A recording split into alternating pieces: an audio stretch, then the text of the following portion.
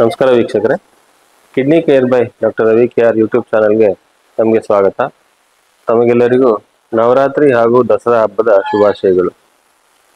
ನಾವು ನಮ್ಮ kidney ಪ್ರಾಕ್ಟೀಸ್ನಲ್ಲಿ, nephrology ಪ್ರಾಕ್ಟೀಸ್ನಲ್ಲಿ daily ಒಂದಲ್ಲ ಅಥವಾ ಎರಡು ಕೇಸ್ ಬರ್ತಾನೆ ಇರುತ್ತೆ. ಏನಪ್ಪಾ ಅಂತಂದ್ರೆ, ಕಿಡ್ನಿ ಫೇಲ್ ಆಗಿದೆ ಡಾಕ್ಟರ್, ನಾವೇನು ಮಾಡ್ಬೋದು ಅನ್ನೋದೊಂದು ಪ್ರಶ್ನೆ ಇರುತ್ತೆ. ಆ ಸನ್ನಿವೇಶದಲ್ಲಿ ಅವರಿಗೆ ಯಾವ ರೀತಿ ಪ್ರಕ್ರಿಯೆ ಮಾಡಬೇಕು ಅನ್ನೋದೇ ಗೊತ್ತಿರೋದಿಲ್ಲ. ಆ ಪೇಷಂಟ್ ಆಗಿ ಇದ್ದಾಗ ನಮ್ಗೆ ಏನು ಆಪ್ಷನ್ಸ್ ಇದೆ ಅನ್ನೋದನ್ನ ಅವ್ರು ಗೂಗಲ್ ಮಾಡ್ತಾ ಇರ್ತಾರೆ, ಹಾಗೆ ಬೇರೆ ಬೇರೆ ರೀತಿಯಲ್ಲಿ ತಿಳ್ಕೊಳ್ಳಿಕ್ಕೆ ಪ್ರಯತ್ನ ಮಾಡ್ತಾ ಇರ್ತಾರೆ. ಹಾಗಾದ್ರೆ ಕಿಡ್ನಿ ಫೇಲ್ಯೂರ್ಗೆ ಏನು ಆಪ್ಷನ್ಸ್ ಇದೆ ಅನ್ನೋದ್ರ ಬಗ್ಗೆ ಡಿಸ್ಕಸ್ ಮಾಡೋಣ. ಸೊ ಕಿಡ್ನಿ ಫೇಲ್ಯೂರ್ ಅಂತಂದ್ರೆ ಎರಡು ಕಿಡ್ನಿ ಯಾವಾಗ ತನ್ನ ದೈನಂದಿನ ಚಟುವಟಿಕೆಗಳನ್ನ ಮಾಡ್ಲಿಕ್ಕೆ ಸಾಧ್ಯ ಆಗೋದಿಲ್ಲ. ಆ ಥರ ಆದಾಗ ಕಾಲು ಊತ ಬರುತ್ತೆ, ಕ್ರಿಯಾಟಿನ್ ಲೆವೆಲ್ ಜಾಸ್ತಿ ಆಗುತ್ತೆ, ಊಟ ಮಾಡ್ಲಿಕ್ಕೆ ಆಗೋದಿಲ್ಲ, ಉಸಿರಾಡ್ಲಿಕ್ಕೆ ತೊಂದರೆ ಇರ್ಬೋದು. ಈ ಥರ ಎಲ್ಲ ಆದಾಗ ಕಿಡ್ನಿ ತನ್ನ ಏನು ಕೆಲಸ ಮಾಡುವ ಕ್ಷಮತೆ ಇರುತ್ತೆ ಅದನ್ನ ಸಂಪೂರ್ಣ ಕಳ್ಕೊಂಡಿರುತ್ತೆ. ಸೊ ಕಿಡ್ನಿ ಸಂಪೂರ್ಣ ಕೆಲಸ ಕಳ್ಕೊಂಡಿದೆ ಅಂದಾಗ ನಾವು ನಮ್ಮ ಆಧುನಿಕ ಒಂದು ಏನು ಮೆಡಿಸಿನ್ ಇದೆ, ಮಾಡರ್ನ್ ಮೆಡಿಸಿನ್ ಅಲ್ಲಿದೆ, ಅದರಲ್ಲಿ ಕೆಲವು ವಿಶಿಷ್ಟವಾದ ಚಿಕಿತ್ಸೆಗಳಿದೆ. ನಿಮಗೆಲ್ಲ ಗೊತ್ತಿರೋ ಹಾಗೆ ಡಯಾಲಿಸಿಸ್, ಕಿಡ್ನಿ ಟ್ರಾನ್ಸ್ಪ್ಲಾಂಟೇಷನ್ ಅನ್ನೋದು ಚಿಕಿತ್ಸೆಗಳಿದೆ. ಆದರೆ ಯಾರಿಗೆ ಇವೆಲ್ಲ ಚಿಕಿತ್ಸೆ ಕೊಡ್ಬೋದು ಅನ್ನೋದ್ರ ಬಗ್ಗೆ ನೋಡಿ. ಸೊ ಈ ಡಯಾಲಿಸಿಸ್ ಅಂತ ನಾವೇನು ಹೇಳ್ತೀವಿ, ಇದು ಏನಂತಂದ್ರೆ ಕಿಡ್ನಿಯ ಒಂದು ಫಿಲ್ಟ್ರೇಷನ್ ಮಾಡುವಂತ ಒಂದು ಪ್ರಕ್ರಿಯೆ. ಅಂದ್ರೆ ದೇಹದಲ್ಲಿರುವಂಥ ರಕ್ತವನ್ನ ಹೊರಗಡೆ ತಗೊಂಡು ಮಷಿನ್ ಮುಖಾಂತರ ಅದನ್ನ ಫಿಲ್ಟರ್ ಮಾಡಿ ಏನು ಬಾಡಿಗೆ ವಾಪಸ್ ಹೋಗುತ್ತೆ ಅದಕ್ಕೆ ನಾವು ಹೀಮೋಡಯಾಲಿಸಿಸ್ ಅಂತ ಕರಿತೀವಿ. ಇನ್ನೊಂದು ರೀತಿಯ ಡಯಾಲಿಸಿಸ್ ಅಂದ್ರೆ ಪೆರಿಟೋನಿಯಲ್ ಡಯಾಲಿಸಿಸ್.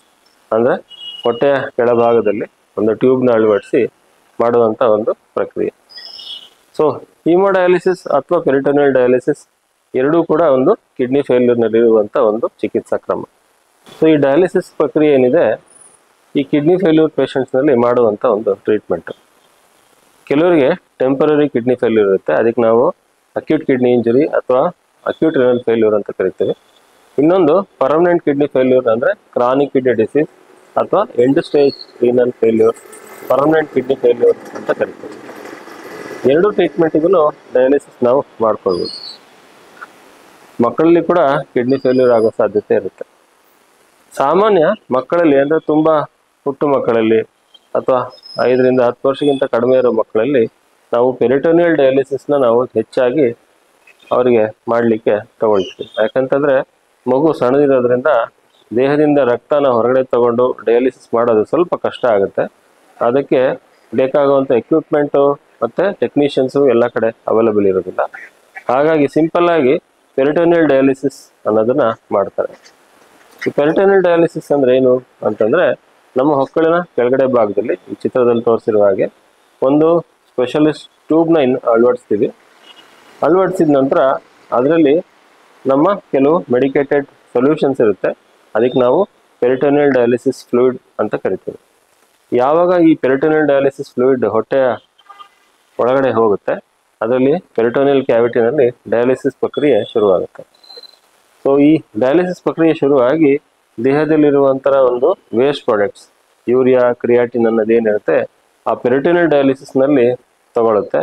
ಅದನ್ನು ನಾವು 4 hours ಅಥವಾ 5 hours ನಂತರ ಹೊಟ್ಟೆಯ ಕೆಳಭಾಗದಲ್ಲಿ ನಾವು ಏನು ಟ್ಯೂಬ್ ಅಳವಡಿಸಿರ್ತೀವಿ ಅದನ್ನು ಹೊರಗಡೆ ತಗೊಂಡು ಆ ಫ್ಲೂಯಿಡ್ನಲ್ಲಿ ಯೂರಿಯಾ, ಕ್ರಿಯಾಟಿನ್ ದೇಹದಿಂದ ಹೊರಗೆ ಬರುತ್ತೆ.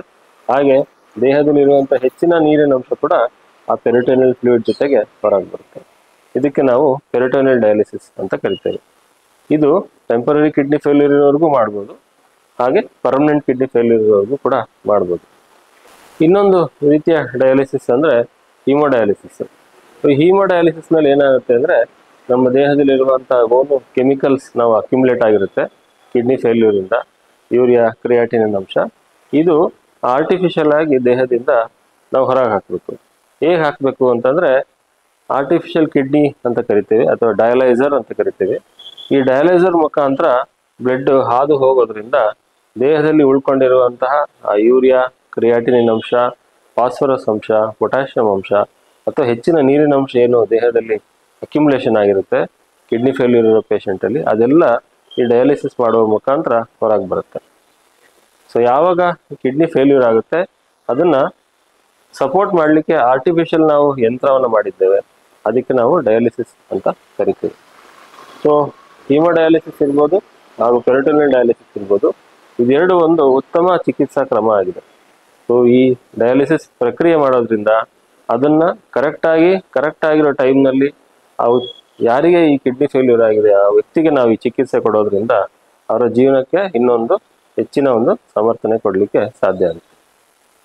ಹೀಗೆ ನೋಡಿದ್ರಲ್ಲ, ಯಾವ ಪೇಷಂಟಿಗೆ ಕಿಡ್ನಿ ಫೇಲ್ಯೂರ್ ಆಗಿರುತ್ತೆ, ಯಾವಾಗ ಆ ಕಿಡ್ನಿ ತನ್ನ ಕೆಲಸನ ಮಾಡಲಿಕ್ಕೆ ಸಾಧ್ಯ ಆಗ್ತಿರೋದಿಲ್ಲ, ಕೈಕಾಲೆಲ್ಲ ಊದ್ಕೊಳ್ಳುತ್ತೆ, ಬಾಡಿಲಿ ಈ ಯೂರಿಯಾ ಕ್ರಿಯೇಟಿನ್ ಅಂಶ ಜಾಸ್ತಿ ಆದಾಗ ದೇಹದಲ್ಲಿ ಆಗುವಂತಹ ಒಂದು ಏನು ಬದಲಾವಣೆಗಳಿದೆ, ಅದಕ್ಕೆ ನೀವು ಸರಿಯಾದ ಚಿಕಿತ್ಸೆ ಅಂದರೆ ಕಂಪ್ಲೀಟ್ ಆಗಿ ಕಿಡ್ನಿ ಫೇಲ್ಯೂರ್ ಆದಾಗ ಸರಿಯಾದ ಚಿಕಿತ್ಸೆ ಅಂತಂದ್ರೆ ಈ ಡಯಾಲಿಸಿಸ್ ಪ್ರಕ್ರಿಯೆ. ಇದು ಹಿಮೋಡಯಾಲಿಸಿಸ್ ಆಗಿರ್ಬೋದು ಅಥವಾ ಪೆರಿಟೋನಿಯಲ್ ಡಯಾಲಿಸಿಸ್ ಆಗಿರ್ಬೋದು.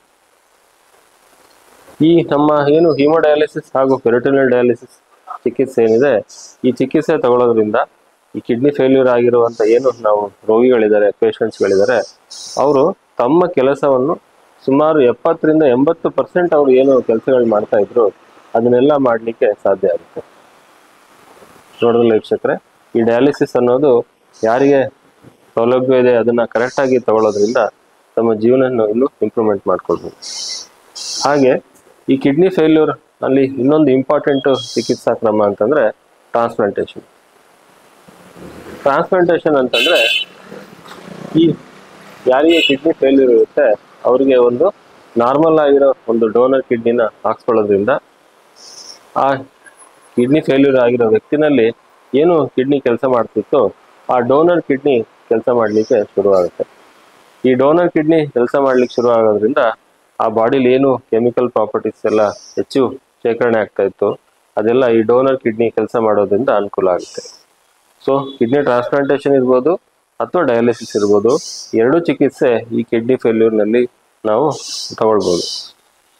ಈ ಟ್ರಾನ್ಸ್ಪ್ಲಾಂಟೇಶನ್ ಅಥವಾ ಡಯಾಲಿಸಿಸ್ ಅನ್ನೋದೇನಿರುತ್ತೆ, ಯಾವ ಪೇಷಂಟಿಗೆ ಅದು ಯಾವ ಕಂಡೀಷನಲ್ಲಿ ಅನುಕೂಲತೆ ಅನ್ನೋದನ್ನ ನಿಮ್ಮ ಚಿಕಿತ್ಸಾ ತಜ್ಞರು ನೆಫ್ರಾಲಜಿಸ್ಟ್ ಡಿಸೈಡ್ ಮಾಡ್ತಾರೆ. ಅದರಲ್ಲಿ ಪೇಷಂಟ್ನ ಸೋಷಿಯೋ ಎಕನಾಮಿಕ್ ಬ್ಯಾಕ್ಗ್ರೌಂಡ್ ಇರ್ಬೋದು, ಅವ್ರನಲ್ಲಿ ಇರುವಂಥ ಬೇರೆ ಮೆಡಿಕಲ್ ಪ್ರಾಬ್ಲಮ್ಸ್ ಇರ್ಬೋದು, ಅಥವಾ ನಾವು ಟ್ರಾನ್ಸ್ಪ್ಲಾಂಟೇಶನ್ಗೆ ಅಂತ ಹೋದಾಗ ಆ ಟ್ರಾನ್ಸ್ಪ್ಲಾಂಟೇಶನ್ ಅವರಿಗೆ ಸೂಕ್ತ ಆಗುತ್ತಾ ಅನ್ನೋ ಇದೆಲ್ಲ ಇರ್ಬೋದು. ಇದೆಲ್ಲಾನು ಒಂದು ಪಾಯಿಂಟ್ಸ್ನ ನಾವು ಡಿಸೈಡ್ ಮಾಡಿ ಯಾವ ವ್ಯಕ್ತಿಗೆ ಡಯಾಲಿಸಿಸ್ ಅವಶ್ಯಕತೆ ಇದೆ, ಯಾವ ವ್ಯಕ್ತಿಗೆ ಟ್ರಾನ್ಸ್ಪ್ಲಾಂಟ್ ಅವಶ್ಯಕತೆ ಇದೆ ನಾವು ಡಿಸ್ಕಸ್ ಮಾಡಿ ಆ ಪೇಷಂಟಿಗೆ ಅಡ್ವೈಸ್ ಮಾಡ್ತೇವೆ. ಸೊ ಹೆದರಿಕೆ ಬೇಡ ವೀಕ್ಷಕರೇ, ಯಾರಿಗೆ ಈ ಕಿಡ್ನಿಯ ಒಂದು ಪ್ರಾಬ್ಲಮ್ ಇರುತ್ತೆ, ಕಿಡ್ನಿಯ ವೈಫಲ್ಯತೆ ಇರುತ್ತೆ, ಅವರಿಗೆ ಸರಿಯಾದ ಚಿಕಿತ್ಸಾ ಕ್ರಮವನ್ನು ತಗೊಂಡು ಇನ್ನೂ ಚೆನ್ನಾಗಿ ನೀವು ಆರೋಗ್ಯವಂತರಾಗಿರ್ಬೋದು ಅನ್ನೋದನ್ನ ನಾವು ಇವತ್ತು ನೋಡಿದ್ದೀವಿ. ಗೊತ್ತಾಯ್ತಲ್ಲ, ಕಿಡ್ನಿ ಫೇಲ್ಯೂರ್ ಆಯಿತು ಅಂದರೆ ದಯವಿಟ್ಟು ಹದಗೆಡಬೇಡ್ರಿ, ಅಂದರೆ ನಂದು ಜೀವನ ಆಗೋಯ್ತು ಅಂತ ನೀವು ಅಂದ್ಕೊಳ್ಬೇಡಿ. ಅದಕ್ಕೆ ಸೂಕ್ತ ಚಿಕಿತ್ಸೆ ಇದೆ, ಹಾಗೆ ಟ್ರಾನ್ಸ್ಪ್ಲಾಂಟೇಶನ್ ವ್ಯವಸ್ಥೆ ಕೂಡ ಇದೆ.